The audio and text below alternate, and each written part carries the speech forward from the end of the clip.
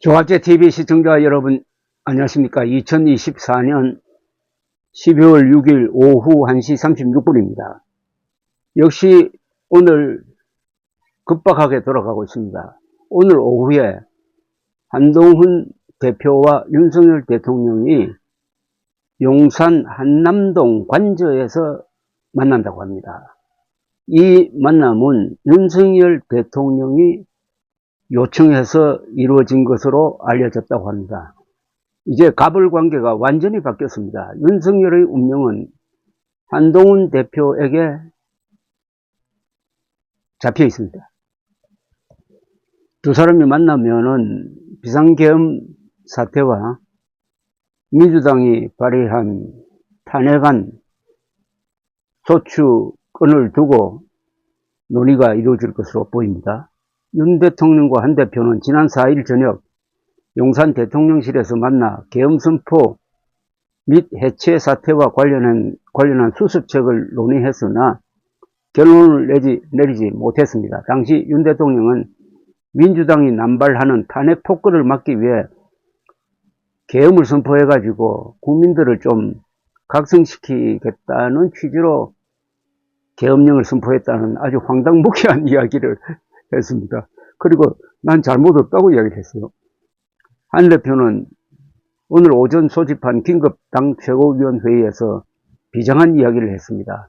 어젯밤 지난 계엄령 선포 당일에 윤 대통령이 주요 정치인들 등을 반국가 세력이라는 이유로 고교 후배인 여인형 방첩사령관에게 체포하도록 지시했던 사실, 대통령이 정치인들 체포를 위해서 정보기관을 동원했던 사실을 신뢰할 만한 근거를 통해서 확인했다면서 새로이 드러나고 있는 사실 등을 감안할 때 대한민국과 국민을 지키기 위해서 윤석열 대통령의 조속한 직무집행 정지가 필요하다고 판단한다고 말했습니다. 한 대표는 어제는 당대표로서 이번 탄핵은 준비 없는 혼란으로 인한 국민의 지지자들이 피해를 막기 위해 통과되지 않도록 노력하겠다고 했는데 입장이 탄핵 쪽으로 바뀌었습니다.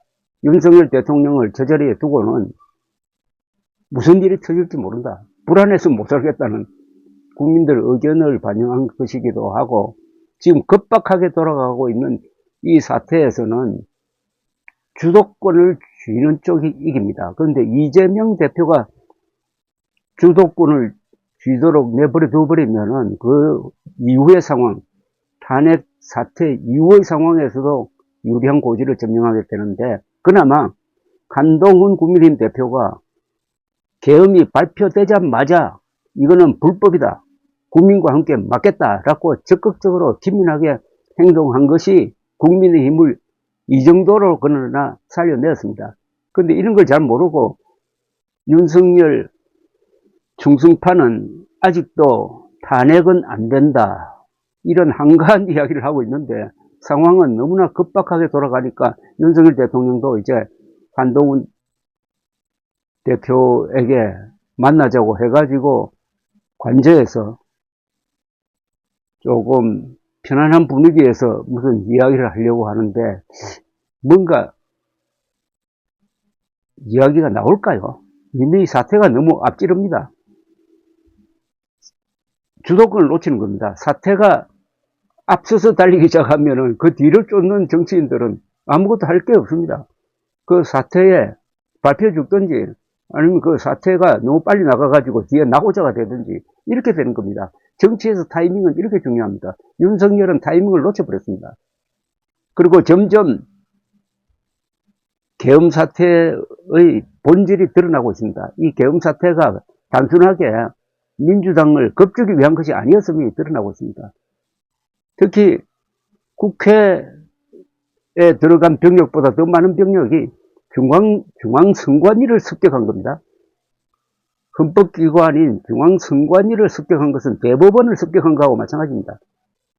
군대가 300명이 가서 거기 정보, 시설 또는 핸드폰 이런 것을 압류하고 하는 그런 행동을 보인 것이 거기서 무슨 자료를 가지고 가가지고 지난 4월 총선은 부정선거였다 발표하기 위한 조치가 아니었느냐. 부정선거 음모론자들의 영향을 많이 받는 윤석열이 여기에 대해서 오늘 선관위가 아주 강경한 입장을 표명을 했습니다. 진상을 밝히라고 했습니다. 이거는 불법적이라고 했습니다. 반헌법적이라고 했습니다. 또 검찰이 윤석열 내란 혐의 특수수사본부를 발전시켰습니다. 그리고 벌써 광화문에 인파가 몰리기 시작했습니다. 오늘 발표된 한국갤럽 여론조사에서는 윤석열 국정지지율이 13%밖에 안 됩니다. 13%로 뭘 합니까? 13%로. 이렇게 거대하게 넘어가고 있습니다. 여기에 윤석열 대통령이 한동훈 대표를 만나서 할 수 있는 이야기는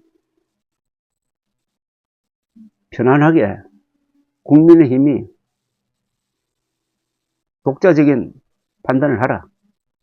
나는 국민의힘을 탈당하겠다. 라고 하는데 이게 이미 늦었다는 겁니다. 며칠 전에 탈당 이야기가 나왔으면 효과가 있는데 지금 탈당하든 말든 차라리 제명을 해야 된다. 그 이야기도 이제 늦었어요. 당장 내일로 예정됐는데 앞당겨질 가능성도 있습니다. 탄핵 소추안을 어떻게 막을 거냐. 막을 방법이 없죠. 그러면 어떻게 하느냐. 물러나겠다 하는 선언을 할까요? 그거는 그 결단까지는 아직 가지 않았다고 봅니다. 탈당 정도 이야기하지 않을까 하는 생각이 드는데 너무 늦었습니다. 늦어도 한참 늦었습니다.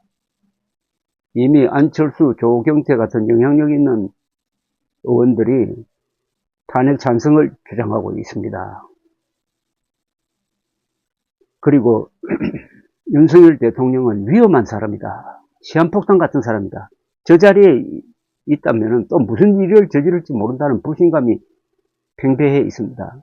이러면은 항상 이 보수 세력 안에서 나오는 이야기가 있습니다. 그러면은 이재명에게 정권 넘기자는 이야기냐. 그렇지 않고 그럼 지금대로 가면은 정권을 안 넘길 수 있을까요? 그런 노예 건성적인 생각을 집어치워버리고 정면 승부를 하는 겁니다. 우선 가장 큰 한국의 안보 위협은 지금 윤석열이라는 존재입니다. 이미 국제적으로 다 고립이 되었습니다. 한미일 동맹도 윤석열의 공으로 여겨졌지만 이제는 그렇지 않습니다. 그동안 쌓아놓았던 외교 안보의 업적도 스스로 다 무너뜨려 버리고 말았습니다. 그러면은 그런 윤석열을 단념하고 한국의 보수 세력이 이제 작심을 하고 벼랑의 성김부로 작심을 하고 다가오는 대선, 그게 몇 달 안으로 대선이 치러질 가능성도 있습니다. 거기에 대비하는 겁니다. 그리고 이런 보수로는 안 되고 이런 국민의 힘으로는 안 됩니다. 김일성 세력이 아닌 애국 세력을 다 모으는 그런 새로운 방식의 어떤 경쟁 구도를 만들고 누구 따라가고 하는 게 아니고 어떻게 진짜 보수 세력을 재구성하고 보수 지도자를 뽑을 것이냐. 어떻게를 고민해야 됩니다. 누구를 고민하는 게 아니라 그래야 답이 나옵니다. 감사합니다.